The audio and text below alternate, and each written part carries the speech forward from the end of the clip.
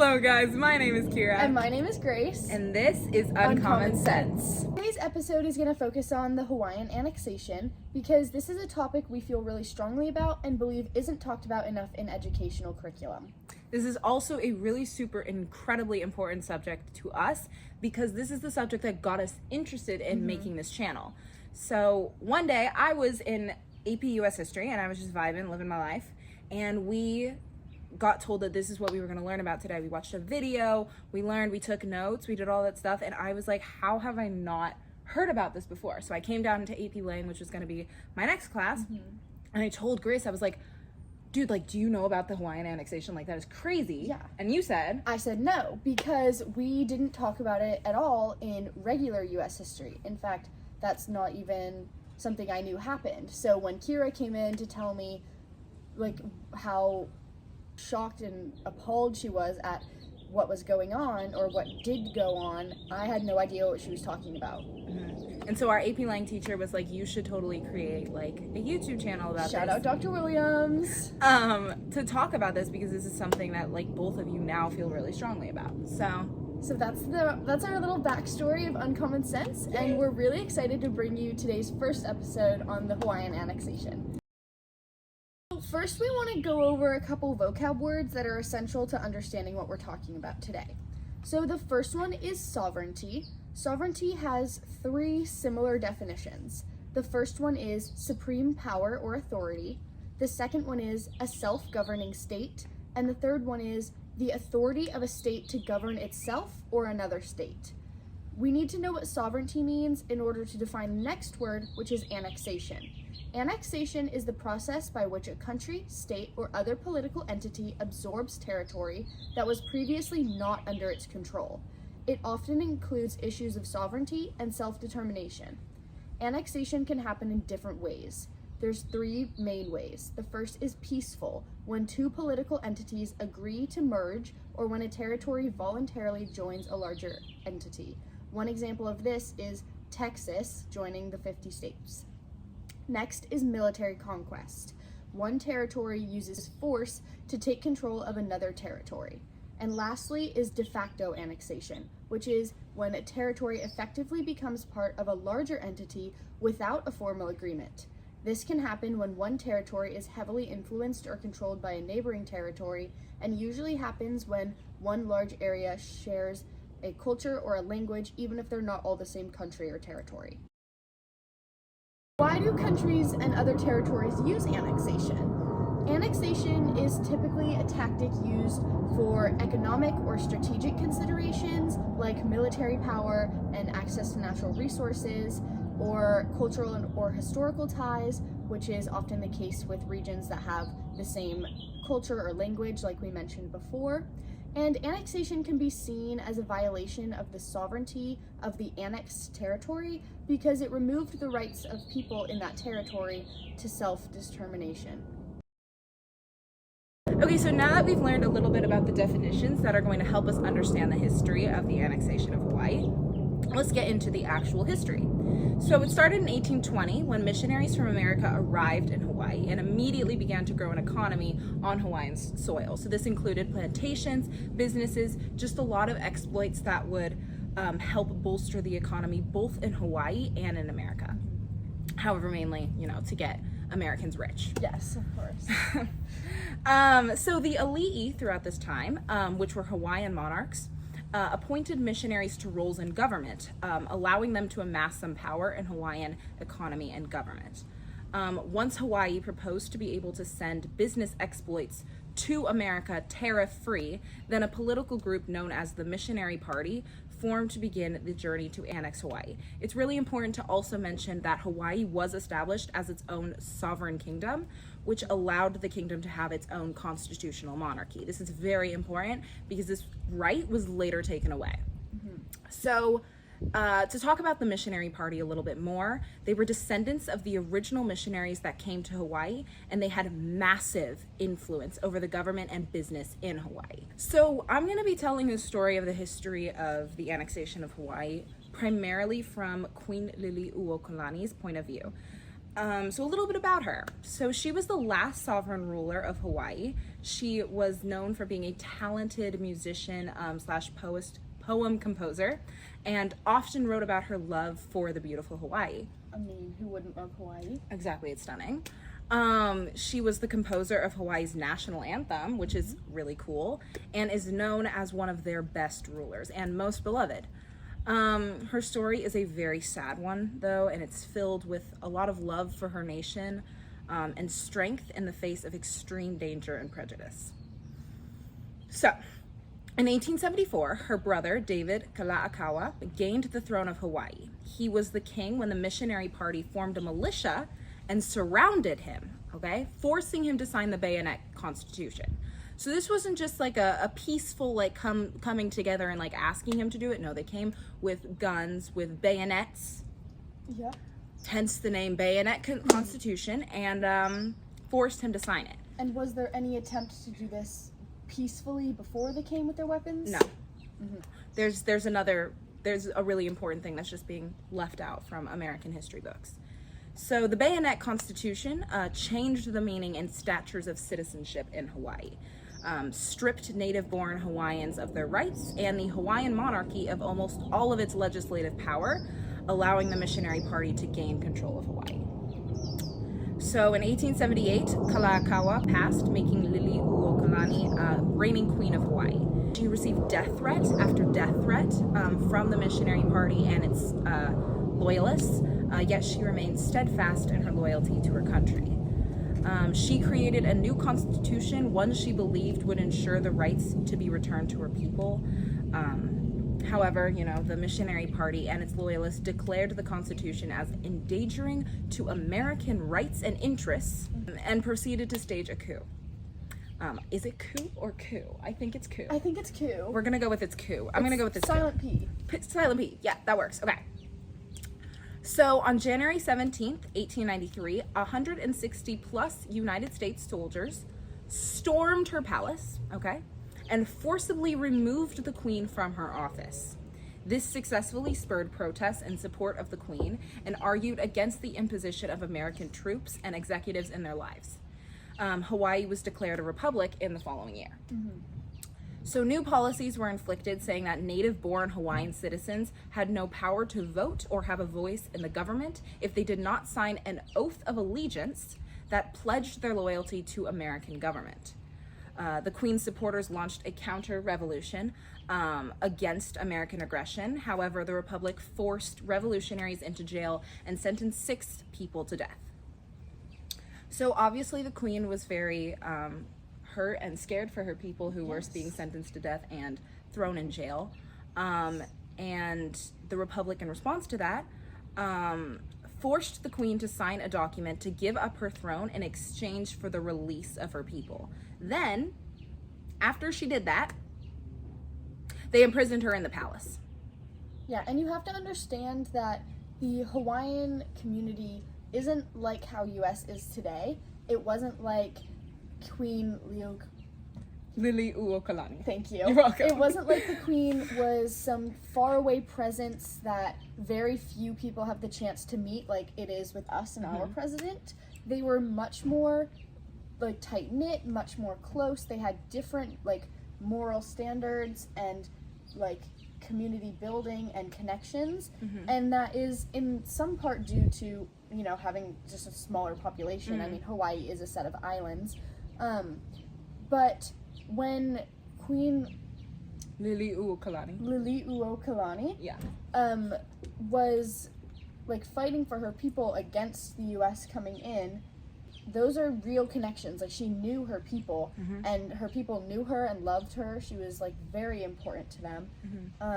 So this was like a very devastating event for the entire community, not just the very few people who knew her, because it wasn't just a few people who knew her. Yeah. So you just have to remember that their community wasn't like ours and our situation between citizens and the president. She was embedded in the community. She was beloved. She was a constant advocate for her people, and so that spurred a lot of protest, which is just kind of like humanizes this whole thing just on another level, is how beloved this queen was. So in this palace, as she was imprisoned in, she continued to compose songs and poems expressing her love for Hawaii and a vow to continue to fight for the rights of her people. So even in imprisonment, she continued to advocate for them. She was not allowed to speak with anyone outside or learn any news. So her supporters responded by bringing her flowers wrapped in newspapers so she could read the information, which is just really beautiful when I heard about it. Yeah. But that's another act of censorship from the U.S. government on another group of people. Yeah. So once her house arrest was lifted, she traveled to America to petition for peace with a petition signed with 20,000 signatures. Wow. That's a lot of signatures. But she successfully convinced Congress to halt the Annexation Treaty. However, once the Spanish-American War began, America needed a strategic military base and disregarded the Queen's plea and the 20,000 signatures, declaring Hawaii a territory on July 7th, 1898. And this broke international law, okay? Because this was already decided by Congress, yet they disregarded that. They disregarded the past, ruling in this case and went along with the annexation. Because they previously had already agreed to halting the annexation. They said they were going to stop.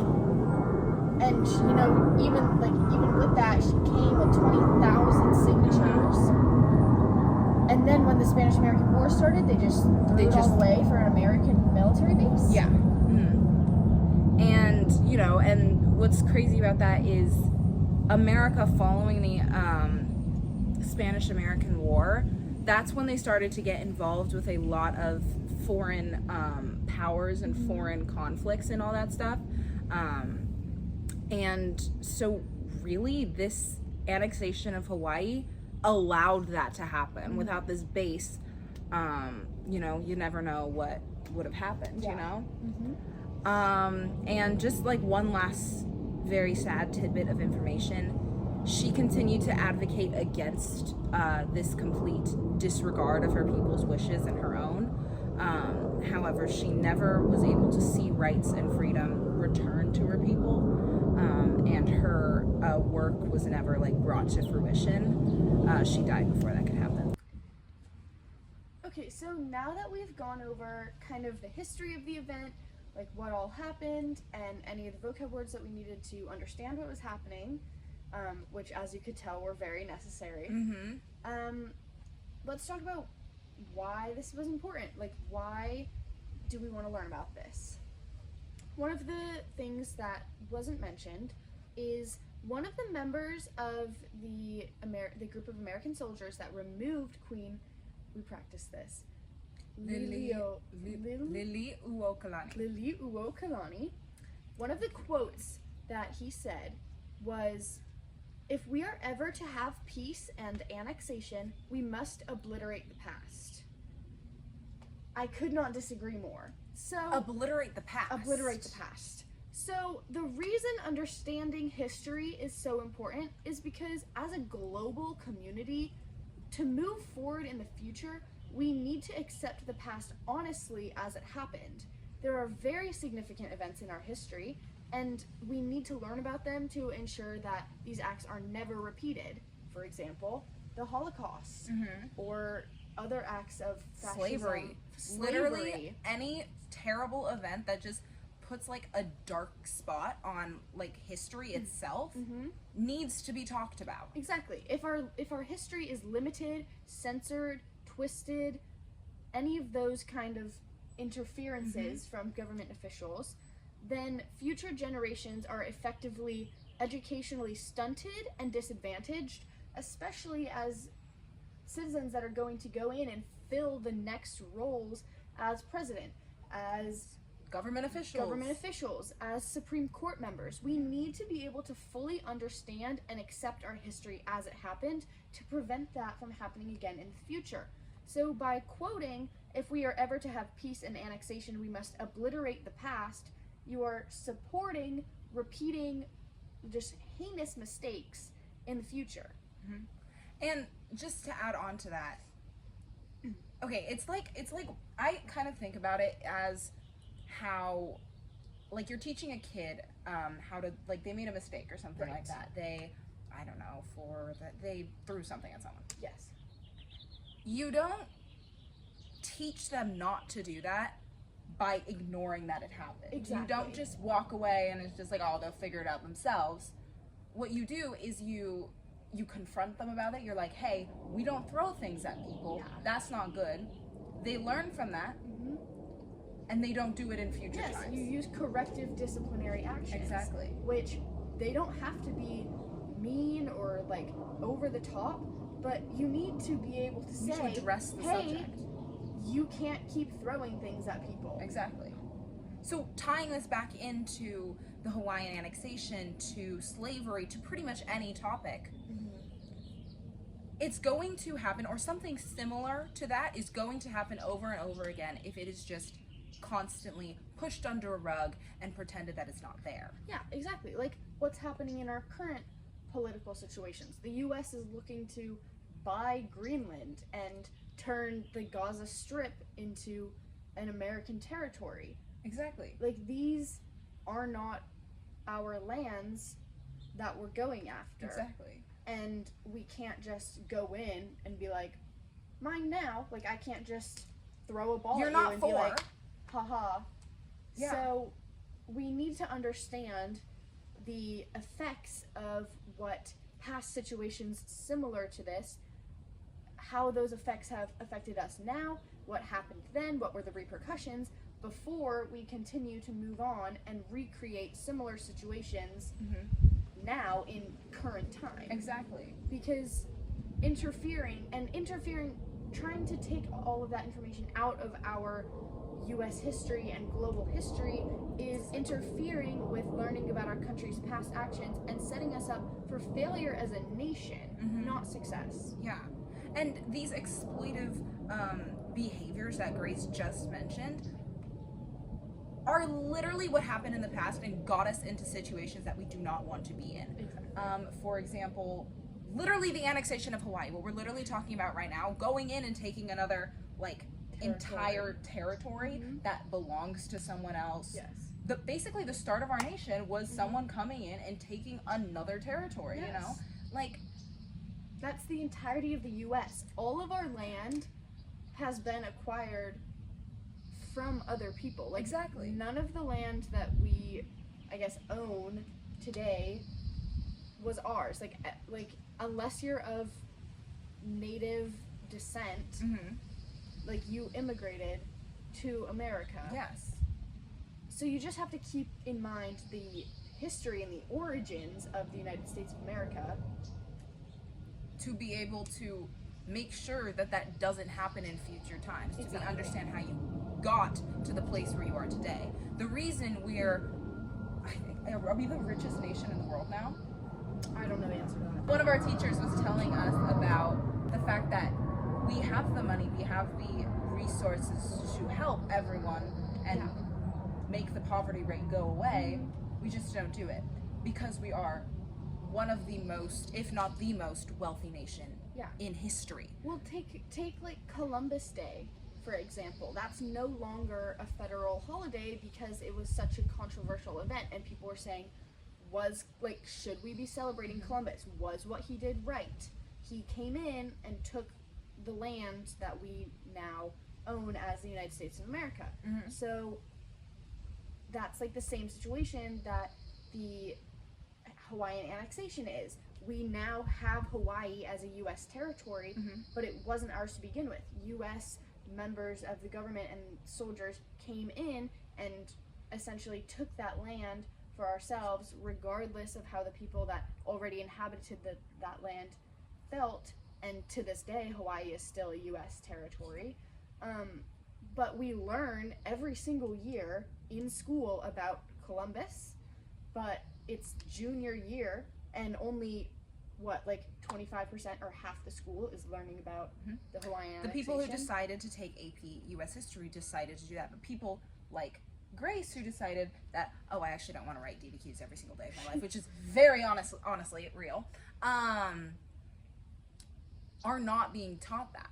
Okay, and if they're not, and if the curriculum is different, like, I mean, I feel like different in pace like makes sense. Yes. Rigor makes sense, but not information. You need this. Everyone needs the same information to grow as a society. One person cannot be getting more information than the other, and something as big as this, which is how we got one of our 50 states. Yeah. That cannot be just overlooked and ignored. Well, and yes, it makes sense that, oh, maybe Kira goes more in depth into topics than my class does because she's an AP, I'm in regular. It's just kind of how that curriculum difference is. However, for me to have never even heard of the Hawaiian annexation, never learned anything about it, that's a big piece of our history. And if we're going to be in U.S. history and not talk about something so important, relevant and important, like, these are the things that we need to know. Like, these sorts of like tactics and government movements, exploitations are necessary for the growth of our nation and our society and our students. Like, we're going to be the next college students, we're going to be the next people in roles, we're going to be the next year we're going to be able to vote. If we're not able to properly understand our history and know like what's been going on, how are we supposed to make a difference? A good, positive, effective difference. It's the things that we learn at this point of our lives, which is one of the most like formative parts of the human brain of their own development. Like, we need to be given the skills in order to be successful in our future fields, our future careers, our future. If we want to be in a government role, we need to be able to spot a like history repeating itself, and we need to be able to speak out about that. And it's good that at least one of us heard about the Hawaiian annexation, or else this conversation wouldn't be happening. Exactly. This whole podcast wouldn't be happening. Exactly. It's so important that people do what we're doing more, I think. Helping other people become aware of the situation. Properly researching before they're just spitting out information. Exactly. We have all the notes right here. We were literally reading it just to make sure we didn't get anything wrong. Yeah. And it's very, like, this is important.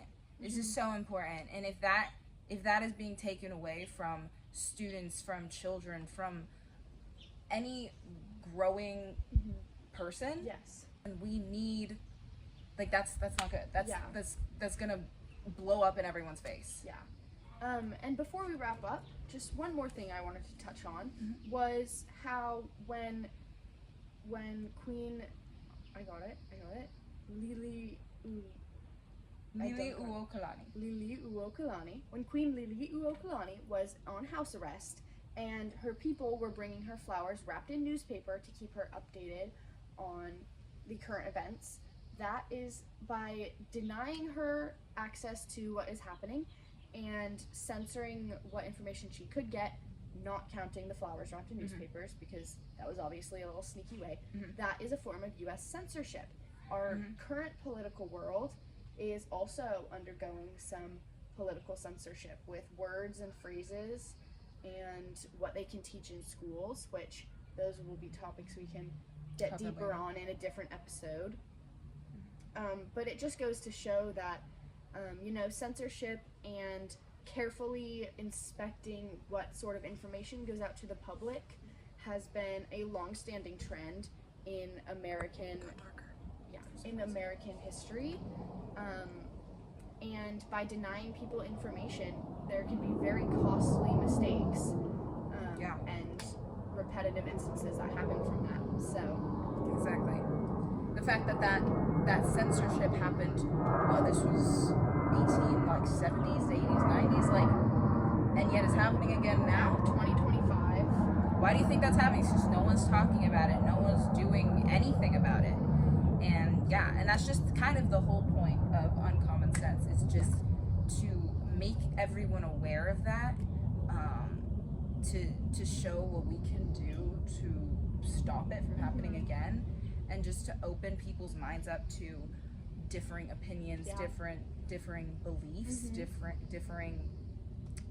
because dare I say it, facts. Yeah, you know, because it's important that you're able to form your own opinions, but your opinions can't be one-sided. You need to understand both sides of what's going on in order to properly and wholly form a really solid opinion on what's happening, especially with the increasing censorship and targeted information that we're all receiving with the increase in media. So and just kind of like a couple final notes. Your opinions, it's very important that they're rooted in fact. Yes. If you just pull an opinion from out of outer space, you know, and it's not rooted in fact, if you didn't do the research, if you didn't understand, it's not an opinion. It's just coming out of nowhere. You know, it's just coming out of left field. So it needs to be based in fact, researched, and then you form an opinion. Yeah, so we would encourage you, if you hear somebody talking about a topic or protesting something, to do your own research and really make sure that you understand what's going on before you blindly jump in. Yes. And start supporting a side, because if you don't understand what's going on, you could accidentally be supporting something that you actually don't align with morally in any other way. Yeah. So. Yeah. Thank you guys so much for watching. Yeah, thanks for coming to our first episode of Uncommon Sense. We did it! We're so excited that you guys joined us today. And we hope you stay tuned for more episodes to come. Yes, we do. Bye! Bye.